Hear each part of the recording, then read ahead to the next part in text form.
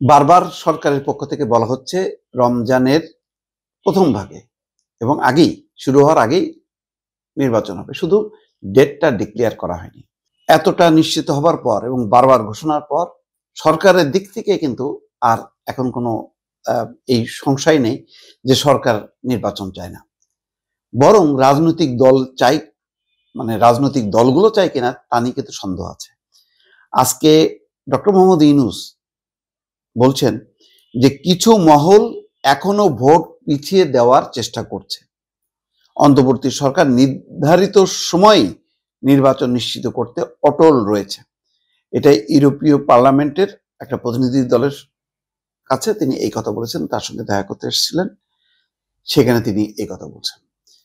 তাহলে এই যে উনিও বুঝতে পারছেন যে কিছু মহল ভোট পিছিয়ে দেওয়ার চেষ্টা করছে, এরা কারা? এটা হলো প্রশ্ন।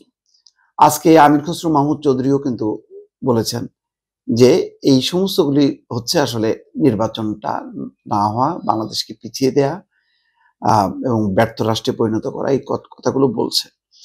কিন্তু এই কথাগুলি কেন বলা হচ্ছে নির্বাচনের ঠিক আগ মুহূর্তে?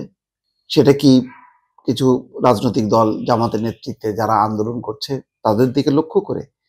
তারা কিন্তু বলছে যে তারা নির্বাচন চায়, কিন্তু তারা সিস্টেমটা পরিবর্তন চায়, পিয়ার পদ্ধতিতে চায়, জুলাই সনদের আইনি ভিত্তি চায়, জুলাই সনদের ভিত্তিতে নির্বাচন চায়। তো সবাই তো নির্বাচন চায়, তাহলে কি সিস্টেমটা নিয়ে যে মানে মতদ্বৈততা, এখন তো স্বয়ং এ বলছে ঐক্যমত্য কমিশনের থেকে বলা হচ্ছে যে কয়েকটা উপায়ে তারা চিন্তা করছে। একটা হলো সাংবিধানিক আদেশ,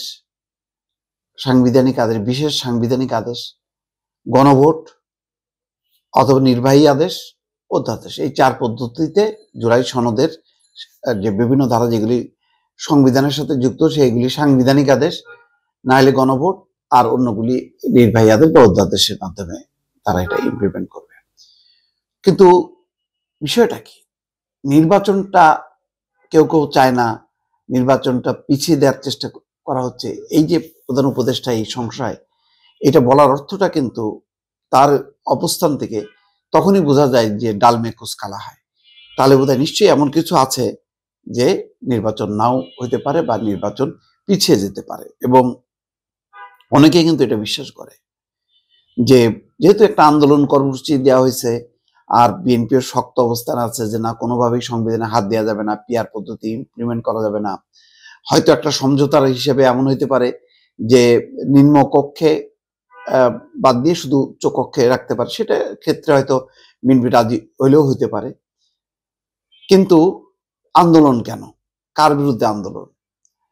এই সরকার তো বিভিন্ন রাজনৈতিক দল যারা এখন ক্রিয়াশীল তাদের সমর্থনেই তো এসছে। এর মধ্যে কোন একটা দল যদি মানে আন্দোলন করে তাহলে নিজের বিরুদ্ধেই আন্দোলন হয়ে যায়। এই কথাটাও কিন্তু ওই যে পাটোয়ারি জাতীয় পার্টির সেক্রেটারি তিনি কিন্তু বলেছেন যে এই সরকার তো জামাতের, এই সরকার তো এনসিপির, এই সরকার তো বিএনপির, তাহলে মানে নিজেদের সরকারের বিরুদ্ধে কেন আন্দোলন হচ্ছে, এই প্রশ্নটা এসছে।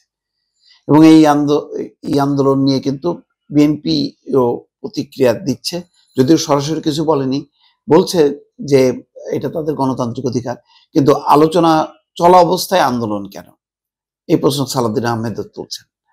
তার মানে নির্বাচনটা ঘিরে যে একেবারে পরিপূর্ণভাবে যে নির্বাচনে আমরা অংশ নিচ্ছি সেরকম কিন্তু বিষয়টা না। বিএনপি তাদের স্থায়ী কমিটির মিটিং এ সিদ্ধান্ত নিয়েছে যে তারা আন্দোলন যেই ব্যাপারে কোনো বক্তব্য রাখবে না, কিন্তু তারা নির্বাচনমুখী তৎপরতা চালাবে। তার মানে নির্বাচনের উপরে তারা গুরুত্ব দিয়ে তারা সেই কার্যক্রমটা করবে, অর্থাৎ আন্দোলনের পথে যাবে না, নির্বাচনী আবহ তৈরি করবে। তার মানে এক পক্ষ আন্দোলন আর এক পক্ষ নির্বাচন। এই অবস্থার মধ্যে ডক্টর মোহাম্মদ ইউনূস যখন বলছেন যে কেউ কেউ ভোট পিছিয়ে দেওয়ার চেষ্টা করছে, অপচেষ্টা করছে, এবং সেটা মানে বরদাস্ত করা হবে না, নির্ধারিত সময়ে নির্বাচন হবে, তখন বোঝা যায় যে কিছু একটা আছে।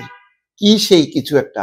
কারা নির্বাচন পিছিয়ে দেওয়ার চেষ্টা করা হচ্ছে, এইটা পরিষ্কার হওয়া দরকার, নতুবা মানুষের মধ্যে কিন্তু সন্দেহ জাগবে এবং বিভিন্ন পক্ষকে দায়ী করার চেষ্টা করবে। দর্শক ভালো থাকবেন, আল্লাহ হাফেজ।